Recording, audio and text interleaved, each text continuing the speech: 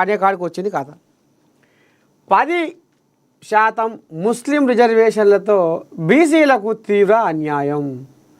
బీసీలకు జరుగుతున్న అన్యాయంపై ఉద్యమిస్తాం. కేంద్ర మంత్రి బండి సంజయ్ బనకచర్లపై తెలంగాణ వాదనను గట్టిగా వినిపించాలి. రాజకీయాలకు అతీతంగా బనకచర్ల విషయంలో సీఎంకు అండగా ఉంటాం. తిట్టపోరా ఏదో అన్నట్టుగా అవ గట్ల ఉంది. ఇప్పుడు బండి కోయిలాగా కథ. ఇప్పుడు ముస్లింలను తొలగిస్తేనే బీసీ బిల్లుకు మద్దతు.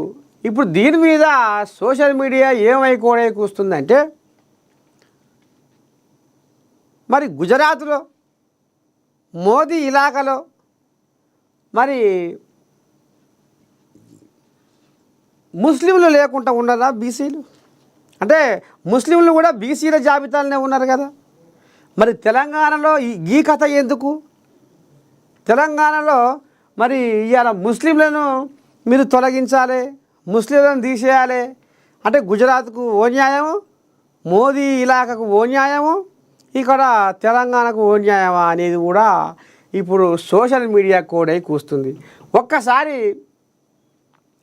ముస్లింలను తొలగిస్తేనే బీసీ బిల్లుకు మద్దతు అని వీళ్ళు ఇప్పుడు ఈ వంక చూపిస్తారు. సర్కారేమో బీసీలకు 42% రిజర్వేషన్లు ఇక ఆర్డినెన్స్ తీసుకొచ్చి వీళ్ళు ఉరుకులో పెడుతున్నారు. అసలు ఏం జరుగుతుంది? ఇక ఇప్పుడు బీజేపీ వాళ్ళు ఏ వంక అంటే ఏ వంక అనేది ఇప్పుడు వీళ్ళు ఇది పెట్టుకున్నారు. ఇక ఒక్కసారి ఈ బీసీ రిజర్వేషన్ల కథ ఏందో ఇక నిన్న ఇలా బీఆర్ఎస్ కోల్యాగలు కూడా BC bill BC reservation 42% BC reservation ఇవ్వాలి, న్యాయపరంగా పోవాలి, రేపు మళ్ళీ న్యాయ చిక్కులు ఎదురైతే అనేది ఇప్పుడు వాళ్ళు మళ్ళీ ముంగడేసుకొస్తారు. 6 నెలల లోపల అదంతా సవరించుకోవచ్చని కాంగ్రెస్ వాళ్ళు, సెప్టెంబర్ లోపే సర్పంచ్ ఎలక్షన్ జరగాలి, స్థానిక సంస్థల ఎలక్షన్ల కథ అని ఇప్పుడు ఓ దిక్కు న్యాయస్థానం మొత్తం ఇప్పుడు బీసీల చుట్టే తిరుగుతుంది. ఒక్కసారి మనం మరి బండి కోయిలాగా అన్న ముచ్చట మీద ఒక బీజేపీ కోయిలాగా లైన్లో తీసుకుందాం. ఏమంటాడు, ఏంది ఏం కథ, లేకపోతే ఒక కాంగ్రెస్ కోయిలాగానే లైన్లో తీసుకుందాం.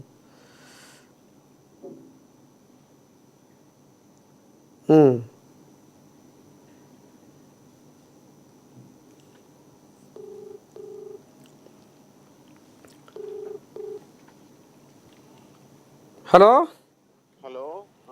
పిసిసి అధికార ప్రతినిధి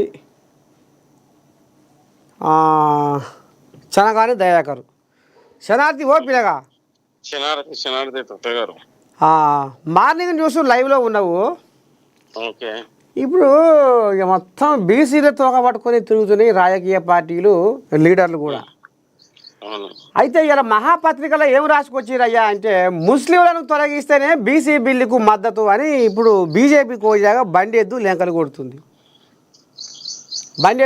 బండి కోయిలాగా 10% ముస్లిం రిజర్వేషన్లతో బీసీలకు తీవ్ర అన్యాయం, బీసీలకు జరుగుతున్న అన్యాయంపై ఉద్యమిస్తాము. కేంద్ర మంత్రి బండి సంజయ్ ఇదేంది ముందుగాల మరి ఈ కథ ఏంది?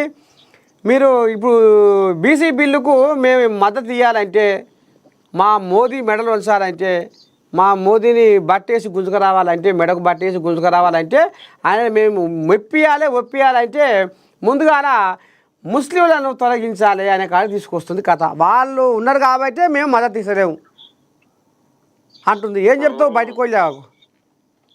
ఆడలేక మధ్యలో తెరువులాగా బీజేపీ నాటకం ఆడుతా ఉంది. రిజర్వేషన్ల ద్రోహి, బీసీల ద్రోహులు వాళ్ళు. ఇవాళ బీసీలకు 42% తీసుకొచ్చినటువంటి ఆర్డినెన్స్ వాళ్ళు స్వాగతించకుండా, ఆమోదించకుండా ఇవాళ ముస్లింల పేరు మీద నాటకాలు చేస్తుంది. మరి ఈబీసీ ఈడబ్ల్యూఎస్ రిజర్వేషన్లు తీసుకొచ్చింది మీరే కదా, 10% అనేది బీసీల నోట్లో మట్టి కొట్టింది మీరే కదా. మరి దానికి బీజేపీ ఎందుకు మాట్లాడదు? అది బీసీలో ఉన్నటువంటి ఇక 10% బీసీలదే కదా. ఉమ్, అట్లా నేను అనేది ఏంటంటే బీజేపీ మొదటి నుంచి కూడా మండల్ కమిషన్ వ్యతిరేకించింది, ఉమ్, రిజర్వేషన్లు వ్యతిరేకించింది. ఉమ్, బడుగు బలహీన వర్గాల వ్యతిరేకి ఏదైనా ఈ దేశంలో ఉందంటే అది ఉమ్, బీజేపీ మాత్రమే.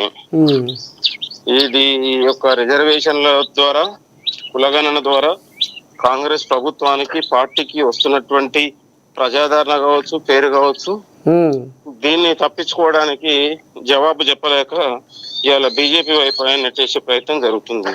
ఉమ్. 2018లో ఆ, ఇవాళ నూతన పంచాయతీరాజ్ చట్టాన్ని తీసుకొచ్చింది బిఆర్ఎస్ పార్టీ. ఉమ్, అప్పుడు అందులో తీసుకొచ్చి కూడా మళ్ళీ రిజర్వేషన్ కల్పించకుండా 22% తీసుకొచ్చింది. ఉమ్, మనం ఏం చేస్తున్నాం అంటే ఇప్పుడు ఇవాళ 245A తొలగించి ఇవాళ గవర్నరు ఆర్డినెన్స్ ఇప్పించి రిజర్వేషన్లు ఇప్పించాలనే ఆలోచన ఈ ప్రభుత్వానికి ఉంది. ఉమ్, కాబట్టి మొదటి నుంచి కూడా కాంగ్రెస్ పార్టీ ఏదైతే చెప్పిందో అది చేస్తా ఉంది, రిజర్వేషన్ల కట్టుబడి ఉంది. ఉమ్, బడుగు బలహీన వర్గాల ఉన్నటువంటి ఆ వాళ్ళకు అవకాశాలు ఇవ్వడానికి ఈ పార్టీ సిద్ధంగా ఉంది. దీన్ని వ్యతిరేకించే శక్తులు ఇవాళ అడ్డుకునే ప్రయత్నం జరుగుతూ ఉంది. ఉమ్, ఉమ్, ఉమ్, ఉమ్, ఇట్లా ఎందుకంటే ఉమ్, ఇవాళ రాష్ట్ర ముఖ్యమంత్రి గారు కానీ ఉమ్, పార్టీ కూడా రేపు ఢిల్లీ లెవెల్లో తీసుకెళ్లి ఉమ్, అక్కడ ఉన్నటువంటి కేంద్ర మెడలు వంచి ఉమ్, రిజర్వేషన్లు 42% కల్పించాలనే ఆలోచనతోనే ఉమ్, ప్రభుత్వం ముందుకు పోతుంది. దాంట్లో సందేశం లేదు. ఉమ్. 9th షెడ్యూల్లో చేర్చాల్సింది ఎవరు?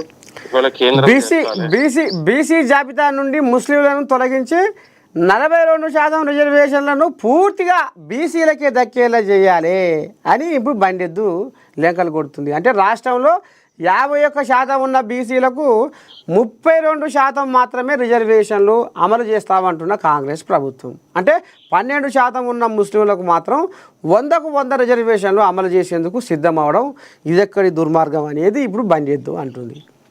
ఇప్పుడు ఆనాడు బీసీలకు ముస్లింలకు ఇచ్చిన దాంట్లో దూదేకులో ఉన్నటువంటి ఉమ్, అట్టడుగు వీకర్ సెక్షన్ లో ఉన్నటువంటి ఉమ్, బీసీ పేరు మీద ఉన్నటువంటి ముస్లింలకే ఇచ్చింది. ఉమ్, అక్కడ ముస్లింలు ఓసీలు కాదు, వాళ్ళు కూడా పేదలే, ఉమ్, వాళ్ళని కూడా బీసీలో చేర్చింది.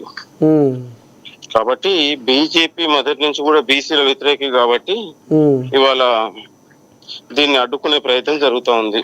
ఉమ్, ముస్లింలు ఉంటే మేము ఏమంటే ముస్లింలు ఈ దేశ పౌరులు కాదా, ఈ దేశ బిడ్డలు కాదా, ఉమ్, ఉమ్, వాళ్ళకు కూడా మనం హక్కులు ఆకాంక్షలు ఉంటాయి కదా.